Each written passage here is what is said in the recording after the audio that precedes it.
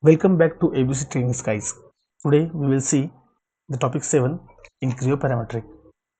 In this topic, we are going to cover swept blends and some cover points. Okay, so let's read it through first. Swept blends. Swept blend utilizing reference geometry. The swept blend creates a feature which is defined by two or more cross sections positioned along a trajectory. The resulting form is influenced by the sections and the trajectory.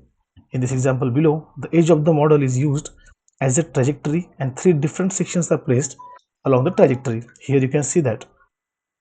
Basically it's just like sweep, but in sweep actually instead of one geometry totally all over means all along the way or the trajectory, here we can choose two different geometries at the both ends. That's how we use the swept blend. See in this diagram actually, in the above example, the dimensions of the L-shaped lip change as it sweeps around the top edge of the base feature. These dimensions are controlled by the three section positions around the edge. Okay. Now common consideration, as with a blend, each cross section must have the same number of vertices. Actually see in blend, first of all read it, or in other words, be made up of the same number of lines. This defines how one section is connected to another. See basically in blending or instead of blend, you need to understand one thing and remember this: the number of vertices or the points should be equal, otherwise you can't use blend. Okay, this is very important to remember, right? Okay, so now these are the different procedure or the format in which we can use the swept blend. Here in external sketches, creating your trajectory and sections as separate features is a more efficient strategy, as you will not lose your construction geometry if the feature is deleted. Okay, now in trajectory, select a sketch or solid edges to define the trajectory. If a trajectory is made up of multiple edge elements, then you will have to create a chain of edges. Do not use control to pick multiple edges. This will select multiple trajectories. Now see, to create a chain of edges, so this is the procedure which we will see in Creo. Okay, see here number of vertices are 4 in this section, and in section 2 it's also 4. That's why it swept. Remember this. Now these are the procedures. See, this is the second point that we are going to see in this session: creating sketched points. Set one or more of the optional parameters on the options tab. Here, regeneration option, it reduces regeneration time by sketching a more restrictive regeneration option depending on the complexity of the pattern. Then identical, all the pattern members are identical in size, are placed on the same surface and do not intersect each other or part boundaries. Variable, the pattern members can vary in size or be placed on different surfaces, but they cannot intersect each other or part boundaries. General, there are no pattern member restrictions.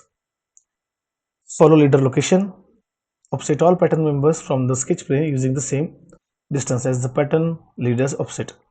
Follow surface shape. Positions pattern member to follow the shape of the selected surface. Click the collector and select a surface. Follow surface direction. Orients the pattern members to follow the surface direction. Spacing sets the way that the pattern leader and the pattern members are projected onto the surface. Follow curve direction. Places pattern members in the sketch plane to follow the curve. Okay, so these are the 2 points that we are going to see in actually today's session. Okay, so now we are in Creo. Let's see swept bend. Let's go to part, click on OK. Directly select swept blend. See, here is no any option available, so let's go to this side, datum, select sketch, define your plane and say sketch. Make it sketch view, that means normal to the drawing screen actually. Let's draw one circle first. As I have told you already, the importance of vertices that you need to match in blending. I am going to draw a rectangle to the another end. Wait, let's do one thing. First of all, we will decide the trajectory. Okay, I am going to draw a very simple trajectory here, just a spline. Okay, see, we have done this. Click on OK. Now unpause this. See, this is the trajectory, the arrow is there, origin. Now go into sections. Section 1, that means first geometry, and say sketch. See, the coordinates are here. Click on sketch view. Now understand one thing. I have told you already the importance of vertices in blending. Whatever geometry you are drawing, you need to match the vertices of both of those geometry. I'm going to draw a rectangle to another side, so I need to give 4 vertices to the circle also. Click here once, click here once, click here once, and click here once. So now this circle also has 4 vertices, right? Click on OK. Now insert for section 2.